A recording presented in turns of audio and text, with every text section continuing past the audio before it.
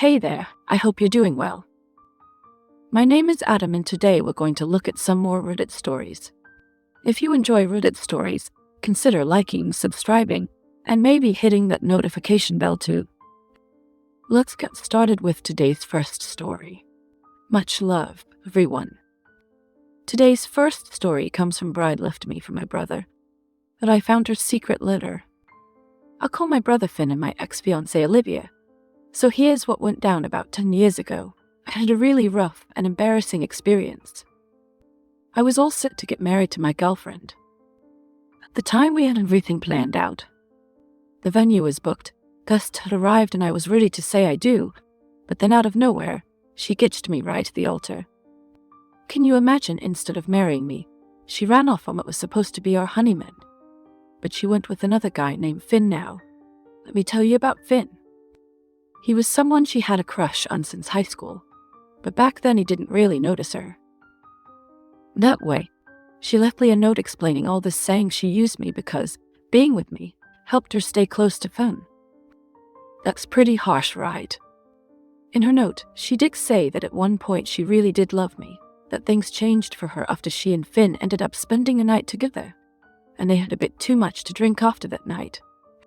She believed that she and Finn were truly meant for each other, like soulmates. This whole thing knocked me down pretty hard for about a year. I was a total mess. It was really hard to move on, because I kept remembering that day.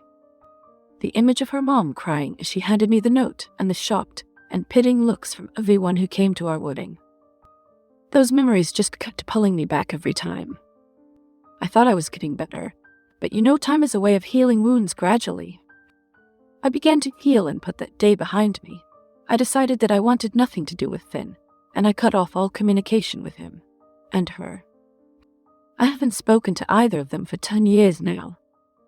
In the beginning, my family didn't tell me that they were still in touch with Finn, but after a couple of years they finally told me everything. They sat me down one day and explained that she was pregnant and Finn was going to marry her. They said I really needed to try to get over what had happened, because they planned to go to Finn's wedding and other events, like the baby shower. That was a tough pill to swallow. I felt kind of betrayed that they handled it that way, not really considering how I'd feel about it all. But at the end of the day, they are adults, and I realized I can't control what they decide to do with their lives. I made it clear to them that I didn't want to be involved in any events where Finn and she would be, and I wasn't ready to forgive Finn at all. They tried a few times to get us to talk and sort things out, that eventually they understood that I just wasn't interested in fixing things with him. After a year of not talking to Finn and Olivia, life went on. Fast forward to last week.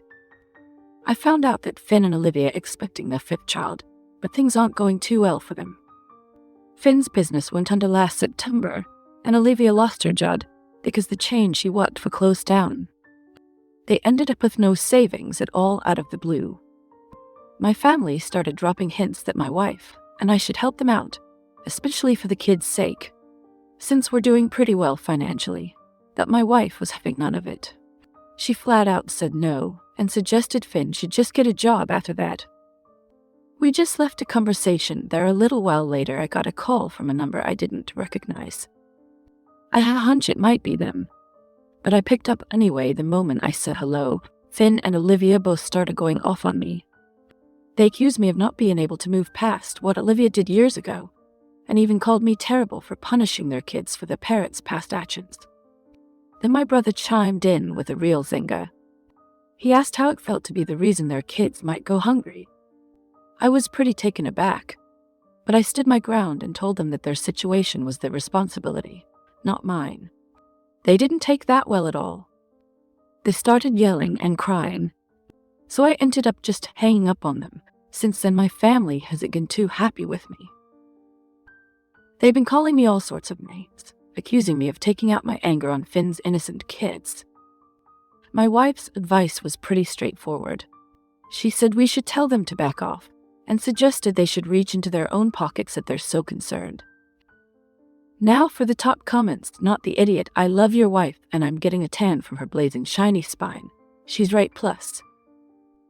She is truly all the family you need. Mike and Tammy made their choice 10 years ago. The thing is, Tammy knew what she was doing and could have ended it way before the ceremony, coupled with the fact she had a one-night stand when you're broke.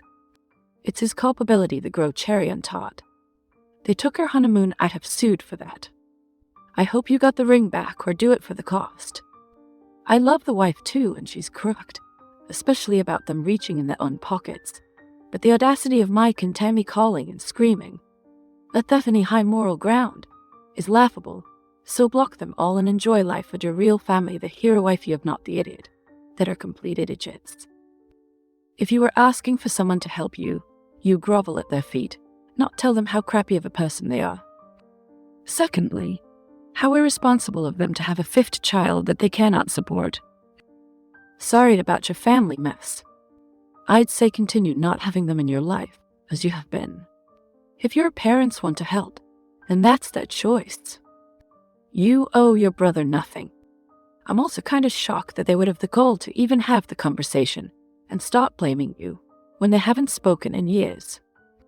Now that they need you, it suddenly appears to be a problem of convenience. Those kids aren't your responsibility any more than they're anybody else's. The rest of your family could ante up and shut up about it. You're the reason the kids go hungry. Foul. Don't get me wrong. I wouldn't say I like seeing anyone go hungry. And trust, I had to have help once or 100 times when my kids were little. I know there wasn't a global issue, but they seemed to be sitting back waiting for you and your wife to save the day and not making any advances to change their circumstances. She humiliated you, and he let her. And now they need you. Please. But let's say you help them just this once. Then they'll think they're in good with you and try to keep using you. Lee, I would not. Nope, no way. However, although I think you're not the idiot, I couldn't sit back and let the kids suffer, just because their parents are idiots. Maybe buy them kid-friendly meals to last a week, and let them fend for themselves, because any other avenue, and they will benefit too. Story 2. I grew up in this cozy little town where everyone pretty much knows everyone. I went to university right here in the same town and was lucky. For me, I landed a job in the area soon after I graduated. It's been pretty convenient, especially because I started working in a field that allows me to give back to the university by supervising students who are required to complete hands-on work as part of their degree. I've been doing this for a few years now, overseeing these student internships, and it's always been a smooth ride. There hasn't been a single hiccup, at least not until recently. A couple of months ago, as has happened several times before, the university got in touch to ask if I could take on a student for the upcoming semester. Naturally, I agreed, as helping students is something I genuinely enjoy. They mentioned that they would send me the student's contact details closer to the start of the semester so we could hash out all the necessary arrangements. Fast forward to last week, and I finally get the email with the student's information. But here's where things took a surprising turn. When I looked at the name and the attached photo, my heart kind of sank. It was a girl who had made a significant portion of my middle school and high school years quite miserable. Yep, she was my bully, and frankly, I hoped never to see her again. Word around town was that she'd enrolled in the same program I did years ago. She had initially pursued a different career path that recently decided to make a switch. While I knew this much, I never anticipated our paths crossing in this way. Given our history, I immediately felt that supervising her might not be the best idea. There were too many old wounds there, and the potential for bias or unresolved issues affecting her internship seemed high. Moreover, to be totally honest, I just didn't want to reopen old scars or deal with any drama. I decided to take a proactive step and emailed the school to explain the situation. I told them that I knew her personally and thought it might not be wise for me to be the one overseeing her internship. I hadn't spoken to her in years, and my people can change. I worried about the dynamic it would create. The school's response was understanding at first. They replied that they appreciated my honesty and would attempt to find another placement for her. that seemed like the end of it until a couple of days later when they got back to me again. This time they explained that finding another supervisor was proving difficult due to the global situation, which had limited the available options.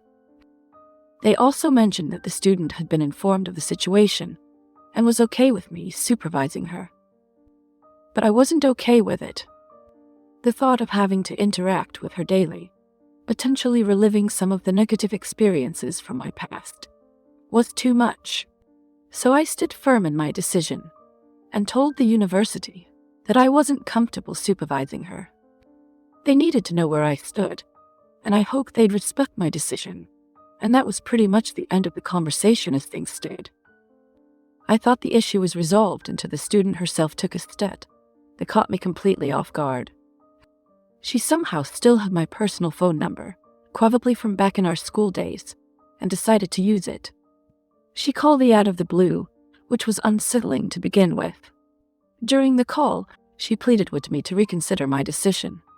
She explained that she hadn't secured any other internship offers, and without completing this one, she wouldn't be able to graduate on time. Although this wasn't her final internship, not having it would delay her graduation by a semester. She sounded desperate, but I maintained that it wasn't appropriate for me to supervise her given our history. Her response took a sharp turn. She accused me of being unfair, highlighting that we hadn't spoken in years, as if the past could just be erased. I stayed firm in my decision during the call, and we eventually hung up. What followed was a series of angry texts from her. One of them struck a particularly harsh note, saying, "This is why no one liked you in high school." After a barrage of such messages, her tone shifted back to pleading despite the emotional roller coaster she put me through. I chose not to respond to any of her messages. This whole situation left me feeling quite conflicted. Part of me wondered if I was indeed being too harsh, questioning whether I should just let bygones be bygones and help her out. But another part felt justified in protecting my emotional well-being from potentially stressful and unpleasant interactions. The echoes of her past interactions, especially the hurtful comments she used to throw my way, aren't easy to forget. Now, with her latest outburst, it seemed clear that the dynamics might still be problematic. I found myself pondering whether standing my ground was the right choice, or if I was somehow being the idiot here, for not just brushing it all off and supervising her. It's a tough spot to be in, especially when you start to second-guess your own feelings and decisions based on someone else's desperate situation. Am I the idiot now? For the top comments, not the idiot. This girl clearly has the emotional intelligence of a stick of butter. In your place, I might have at least considered supervising her if I'd gotten a sincere apology for what happened in high school, that it doesn't even seem to have occurred to her. Throwing it in your face and then going back to pleading is particularly baffling. The unprofessional text served only to confirm it. Commas a witch, not the idiot. You did everything professionally and above board. You do not need to sacrifice your piece for history to assist her in graduating. The university is correct. She can be okay with you, but you also have the right to not be okay with her in a supervisory role. Pass the text along to your university, so they have this on record just in case, as her behavior shows she will escalate this. Document everything. Do not feel bad, not the idiot. Honestly, I'm pretty shocked she contacted you on your personal phone, and the fact she bought your school years into this means she knows exactly what the issue is. I'd also let her course know she contacted you, by the way. They should speak to her before she does an internship in the future. Well, she pretty much proved you made the right decision. If you had given her less than a stellar evaluation, if you have given her any negative feedback, anything at all, she'd have gone off on you and blamed you for her deficiencies. You are not wrong here. Keep all her correspondence screenshots. The text retained all this for when she inevitably reports you for sabotaging her academic career out of personal malice. Story 3 Keen. So I'm a 25-year-old woman who loves sewing. It's not my actual job. But I've made some pretty cool clothes over the years, like 3 wedding dresses and a few dresses for graduation ceremonies. Sewing is more of a serious hobby for me now. I have this friend named Karina who's 26. She's getting married soon, and she asked me if I could make her wedding dress. I thought that was a cool idea, so I agreed, but I told her I'd only cover the cost of the materials. If they weren't too fancy or rare, she would need to pay me a bit for each hour I spent working on the dress, because making a dress takes a lot of time and effort. You know, Karina wasn't super happy about having to pay, but she agreed. That was 3 months ago. Even then, I felt that something might go wrong. I had this funny feeling in my stomach. Looking back, I really should have trusted that feeling, because things got pretty wild. Karina turned out to be really tough to work with. Honestly, she's been one of the most difficult people I've ever had to deal with, and I used to work in retail, where you meet all sorts of challenging customers. Here's what happened on Karina, kept changing her mind about everything. First, it was the fabric, then the shape of the dress, then the little details, and finally, the whole design of the dress. And every time she changed her mind, it meant more work for me. But it wasn't just the changes. Karina started asking for really expensive materials. She kept saying she has really good taste and everything needs to be perfect for her bidet. But honestly, it felt like she was just being super picky and kind of bossy. Then came the last straw. She decided she wanted Swarovski crystals on her dress. Swarovski crystals are super fancy and expensive, and adding them to a dress is a lot of extra work. So yeah, making this dress has turned into a huge project, way bigger than I expected. It's been stressful and a lot to handle, especially when your friend keeps asking for more and more, and you just want to make her happy for her wedding day. But it's tough when it feels like she doesn't understand all the effort that goes into making a dress just right. So after Karina asked for the whole dress to be covered in Swarovski crystals, I was really shocked. Those crystals are super expensive, and I definitely wasn't going to pay for all of that. When she told me this over text, I just laughed because it sounded so outrageous. I texted her back, firmly telling her there was no way I could cover the cost of those crystals. That's when I decided that enough was enough. I sent her a message that I think was pretty fair, considering everything. I said something like, "Karina, I value our friendship, but it's been really hard to work with you on this dress. Your requests are too much, and it feels like you're using me, so I'm going to have to stop working on your dress now. I'll send you a bill for the work I've already done, and once you pay, you can pick up the dress." Karina didn't take that well. She texted back, saying she shouldn't have to pay anything because I was the one backing out of our deal. I stood my ground though and told her no payment meant no dress. It turns out her wedding is only a month away, and she's been panicking, posting on social media about looking for second-hand dresses or rental options. This makes me think she really was hoping I'd just give her the dress for free from the start. Now I feel pretty bad about how everything turned out. Everyone. I've talked to thinks I made a silly move. That Karina kind of brought it on herself with her demands. I'm torn. Part of me wants to just finish the dress in a simpler way and give it to her as a gift, but I'm not sure what to do. It's a tricky situation because I want to be kind, but I also don't want to feel pushed around. It's tough when friendships and big projects like a wedding dress mix together. Things can get really complicated. Now for the top comments. She wanted us for a rosy crystal-encrusted dress, sweet baby Jesus. I used to use them a bit in beading, only a bit because they are pretty stupidly expensive. I don't even want to think about how much it would cost to buy enough of them to cover an entire wedding dress. Not to mention the work involved in sewing them all on. You are not the idiot. She can go to the store and buy a dress in a month, so don't put yourself out anymore for this person. Not the idiot. Bridezilla never intended to pay you a dime. Lesson for you. You didn't limit material costs. Not too expensive is extremely subjective. Do not back down and no money, no dress. I would go ahead and finish it and put a fair price tag on it. Then, if she wants it, she can pay for it. If not, sell it cheap online so another bride can take it and have it fitted and altered as needed for herself. Not the idiot. Listen, if she does need that dress, she'll pay for it. If she doesn't, it means she knows she can't afford it and was all too happy to put it on her tab. This is like offering to buy your friend's lunch, so they purposefully order the Lux Detail and the most expensive bottle of wine. Screws, people. Story 4. I remember it like it was yesterday. I just as a kid coming home from school, expecting everything to be normal, but it wasn't. My dad, who had been a big part of my life up until then, had left just like that. No goodbye, no explanation, nothing.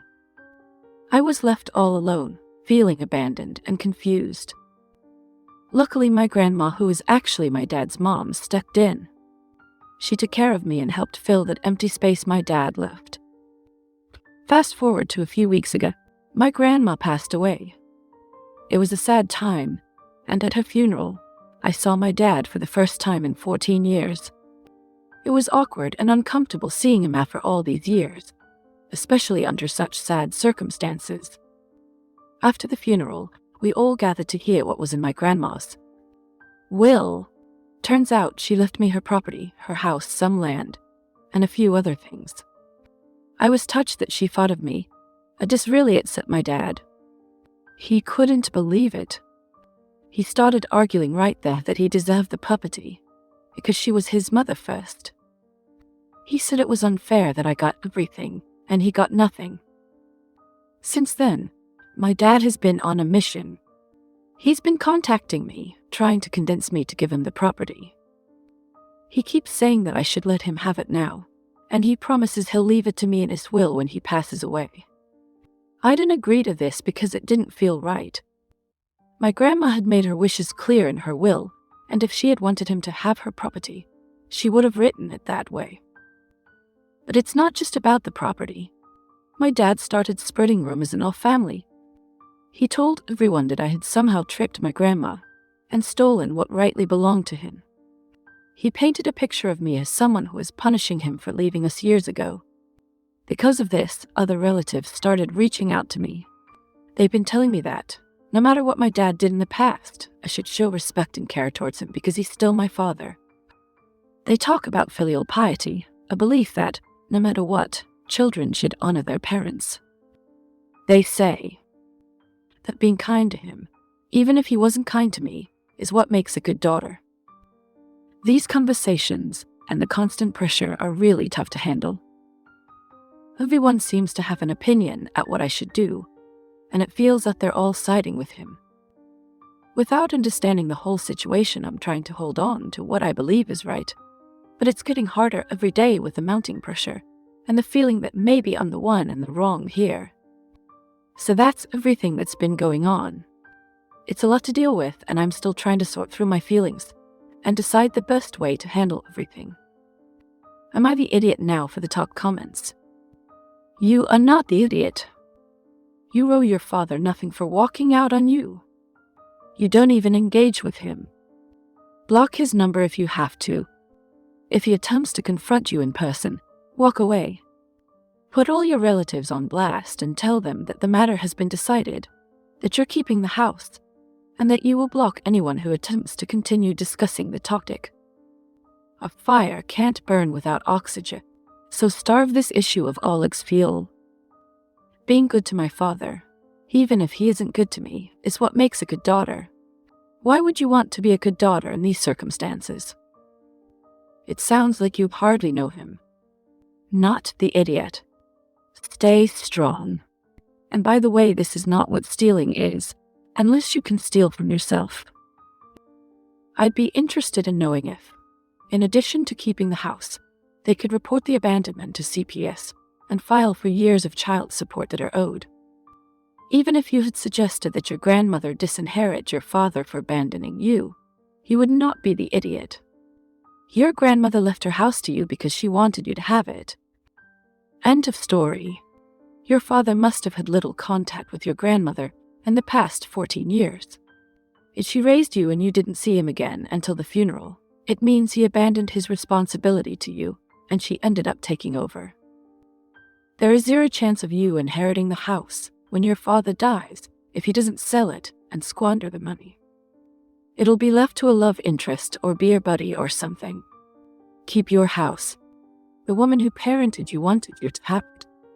Story 5 fun. So I have twin kids who are young teenagers, and things have been a bit messy at home lately. My wife, well, soon to be ex-wife, and I are getting a divorce. Here's the scoop on: I found out that she had been cheating on me with our gardener for quite a few years. It's a big deal because we had a deal when we got married called a prenup that said if one of us cheated, the other would get to keep our house, most of our money, and be the main person the kids live with. But here's the twist, cunt. I don't really have the kind of proof I'd need to show in court about her and the gardener. However, she also lost her job because she was caught sleeping with her boss, and I do have proof of that which I can use in court now. Our son has been asking questions like if his mom did something wrong and why we're splitting up. I've been trying to keep things simple and not badmouth their mom. I usually say things like, Mom and Dad both love you a lot. We just can't get along as well as we used to, but we're going to do our best to make things okay for you guys. Despite this, I won't lie. I'm pretty upset. What she did was really wrong, but I keep reminding myself and the kids that she's still their mom. One day my daughter told me that Mom said I was controlling and manipulative, and that's why we were splitting up. She thought I was stopping her mom from doing things she wanted to do. That's when I decided I needed to tell them a bit more about what was going on, like her cheating, and how she was spending a lot of our money on fancy clothes at Gucci. Even when we needed that money for important stuff like school fees and our bills, I explained that I wasn't trying to control her. I even admitted where I could have been a better husband, that the truth needed to be out there because the kids were getting the wrong idea. Now my ex is furious. She says I turned the kids against her, making them think badly of her. My son even confronted her about her cheating. She blamed me for ruining how the kids see her. I told her that it was the result of her own actions, so yeah, that's what's been going on. It's a lot to handle, especially trying to be honest with the kids, while protecting them at the same time. Am I the idiot now for the top comments? Not the idiot. Your kids are old enough to understand the truth and the repercussions of said truth. They deserve to know the truth. It's not fair that she gets to smear you with lies, but you have to keep the truth secret. At least, though, as a child of divorce, keep them out of the rest of it. They don't need to hear or know the crap that's going to go on between you and the lawyers and your wife. Exactly. She told me I ruined their image of her. That's rich for her to complain about ruining her image when he told the truth, while at the same time she had no problem telling lies to the kids. She didn't want people to know about her actions. Maybe she shouldn't have done those actions. Mind-blowing idea, I know. Yeah, up. You can't ruin someone's image by making it more clear. Unfortunately, she ruins her image by doing nasty things. Your kids would have had to find out the truth at some point. They're at that age where they can understand what's going on, so don't beat yourself up. You told the truth because you don't want to lose your kids, not because you're out for revenge. I'm going to turn this one over to you. What do you make of this situation? Share your thoughts in the comments below, and as always, a huge thank you from the bottom of my heart for getting involved in today's stories. Your love, support, and time mean the world to me. So, thank you so much for being part of this. I really appreciate your time. I'll see you in the next one. Take care and much love.